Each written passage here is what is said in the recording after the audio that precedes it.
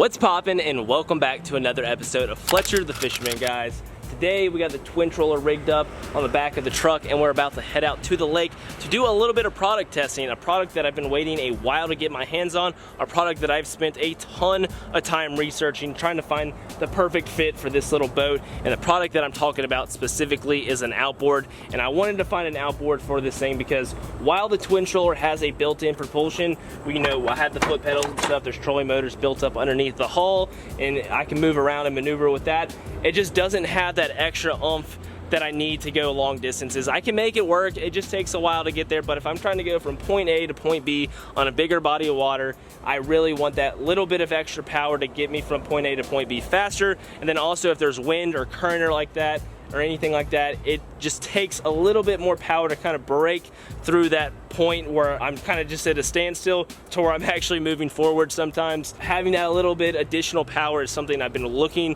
and wanting for a while, and I've had a solution that I could use, and that's a gas outboard. I have a 3.5 horsepower gas outboard, but I do a lot of fishing in electric only bodies of water where I can't actually even use that. And even if I did want to use it in a body of water that I could actually use it in, I just don't want to deal with it. Like, I've just had a lot of issues with that gas outboard, or just gas outboards in general, big and small on different sized boats. Like, if you've dealt with one, you know they just have problems. They require a lot of maintenance. You got to pay to put gas in them, all that good stuff. So, you know, I just always opted to not use it instead of, you know, trying to deal with it, because the experiences I've had have, you know, half the time been negative ones and just frustrated me at the end of the day. And I just, when I go out to go fish, I just want to go out there, catch fish, or, you know, at least try to catch fish without having to deal with like little small things here and there. Just want to be focused on catching the fish themselves. So that's why I invested in this thing, guys. That's why I got this, and that is the ePropulsion Spirit 1.0 Plus Electric Outboard.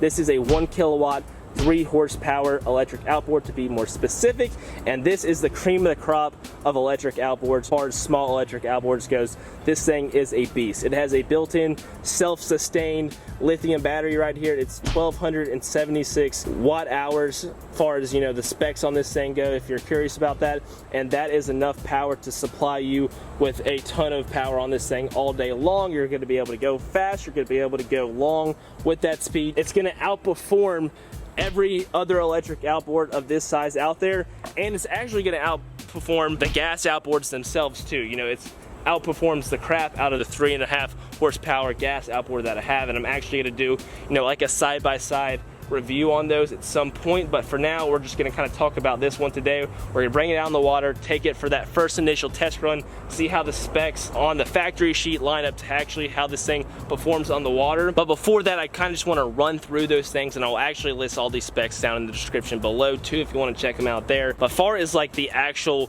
watts that this thing puts out, it's rated for 1,000. That is enough power to get your typical like V-hole shaped or flat bottom shaped small craft to go in about like 6.5 miles an hour.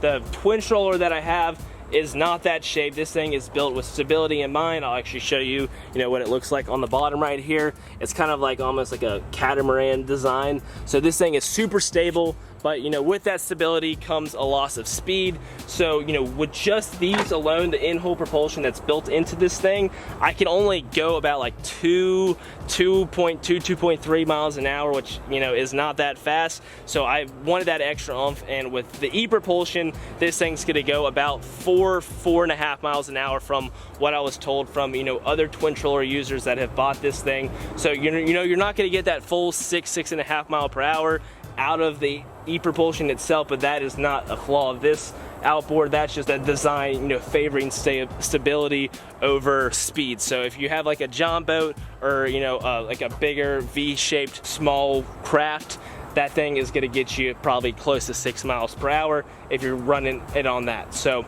I just figured I'd let y'all know that for both my twin troller owners and then, you know, my typical watercraft owners. Outside of that though, this thing comes in a straight little small package. It only weighs 43 pounds total. You have the battery, which separates if you just pull that up right there, and then you have, you know, the whole shaft and everything itself. So the shaft weighs about, I think it's 23 pounds and the battery weighs 20, or it might be the other way around, but you know, altogether it only weighs 43 pounds, which makes it super easy to take off on and on. All you got to do is unscrew these little things because the battery's built in, and you can get this thing in and out of your car, in and out of your house, wherever you want to store it super easily. And if you just want to leave it on there in your garage or something, all you got to do is plug the charger in right there and leave this thing plugged into the actual main unit itself. So you don't even have to deal with taking it off if you don't want to. But if you want to, it's really easy to take on and off. And then another cool feature, this thing has a real-time display that shows you all the things that you want to know when it comes to the performance of this. It'll tell you how many watts are actually being put out when you turn your handle right here. So it'll give your power display, it'll give you your battery life display, and then it'll actually tell you your voltage as well, but it'll tell you how long that this thing will run at certain speeds. So say you're full throttle, it's going to tell you how much time that this unit will run at full throttle. If you're at half throttle, it'll tell you how much time you have left running at half throttle, and that time's going to vary greatly between full throttle and half throttle. I think at full throttle this thing is rated for like hour and 15 minutes full throttle, which is more than enough. I don't ever think I'm going to be running full throttle for an hour and a half, and most of the time I'll probably be going full throttle and then working it at like half to 75% throttle in a lot of places. So it's gonna work all day long. And far as like this compared to other outboards, gas and electric, it outperforms all the electric ones far as just time and power goes. And then far as the gas outboards goes, it outperforms those as well in those aspects too, for stuff that's similar in size. And when I do like a side-by-side review video, I'll show you all that. This thing it is really a beast. From everything I read about it, I'm just super excited about it. But like I said, guys, we're gonna get out in the water and put it to the test, so I'll show you all that on-screen stats and all those things when we get out there. But besides that, guys, this thing has two functions. You can go forwards or you can go in reverse, and the reverse is a nice feature. Most gas outboards, small outboards at least, don't have a reverse feature. So if you want a reverse feature, you're gonna have to look for something like this, which is awesome. So I figured I would at least mention that for the people that are looking for that kind of feature. But besides that, guys, I will list all the product specs down in the description below, as well as a link to the website itself if you want to check it out there. But I believe that about covers all the essential specs. If I miss something, it'll be linked down in the description, or I'll throw it up on the screen or something really quick. But let's go ahead and head out to the lake. I will catch y'all when we get there. Alright guys, we made it out here to the lake, so I want to go ahead and spin around and show y'all the display that I was talking about. So here on the display you can see that there is this blinking circle right here. Each one of those little black little sections of the circle indicates a little bit of the battery life, 10 being fully charged. So right now you can tell I've been driving this thing around for a little bit, just giving it a nice test go before I started talking to the camera, and burned off a little battery. So we're at 9. That one's blinking just a tad, so we're getting close to the 8 bar mark. But down in the bottom you see where it says W and then the number next to it. That is showing you how many watts of power this thing is actually putting out, and then the number inside the circle is showing you how long that this thing will run at whatever wattage is being displayed on the screen. So right now we're running at just 40 watts. This thing's rated for 1,000, and right now it's telling you we're gonna run for nearly 10 hours. The more I put this thing up, that number is going to start to drop, and it takes a second for it to just kind of get calibrated here. See, there we go.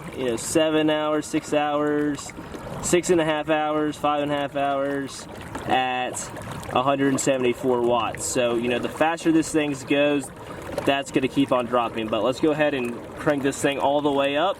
This thing is rated for 1,000. So right there at 1,000, we're going down to, let's see, I think it's like rated for an hour and 15 minutes on a full charge at 1,000. So yeah, about 58 minutes it's saying, because we burnt off some battery. So an hour and 15 seems like it's right on point. But you can see a full on-screen display, which is really helpful when you're out in the water, so you know exactly how much time you have left with your battery, how much charge you have left, all that good stuff. But the last thing I wanted to show y'all over here, if you hit this little button on the left, you can actually see how much voltage you have inside that circle, if y'all are wondering about that as well. But let me go ahead and hand this to Suzanne. She's going to show y'all the speedometer up there, compared from the ePropulsion to the in-house motors on the Twin Troller. So Suzanne, can you go ahead and go to full speed for us on the Twin Troller motors? So I think this maxes out close to about 2 miles an hour, you know, maybe 2.1, 2.2. Let's see. Yeah, you know, right about, yeah, almost 2.3, 2.4, somewhere in that 2. Yep, 2.1. Anywhere from 2.1 to 2.3. Perfect. So let me go ahead and turn the ePropulsion all the way up, and let's see how fast we go. So right now we're running full throttle on the ePropulsion. We're in 1,000. Alright, we're right at 4.3. 4.2. So as you can tell, that's significantly faster. That's almost twice as fast as the boat can go by itself. So that is a huge help when I'm just trying to cover distance, and especially when I'm in like windy conditions where this small boat is getting blown around. But the Twin Troller, like I said at the beginning of this video, is not necessarily built for speed. It's built for stability, and that's like the main function, or one of the main functions that this boat has in mind. So it's not going to have as high speeds as, say, like a John boat or something else like that, or like a sailboat or another small watercraft that you could put this motor on. So just keep that in mind when you're actually thinking about purchasing one of these, if you're interested in one yourself. I think that, you know, your typical watercraft will go close to 6.5 miles an hour when this thing is actually full throttle. The Twin Troller is an exception to that rule because, like I said, it's built for stability, not speed. But besides that, guys, that is about it. So if y'all have any questions about the ePropulsion Spirit 1.0 Plus, just drop them down in the comments below. I will try to answer as many as I possibly can. And like I said in the beginning of the video, a link for this thing will actually be listed in the description as well as like a full spec list that I'll try to put down there for y'all to read if y'all didn't get all the information that you needed in this video. But besides that, guys, I hope y'all enjoyed this video, and if you did, make sure you drop a like and subscribe. But as always, guys, passion is passion. Peace out.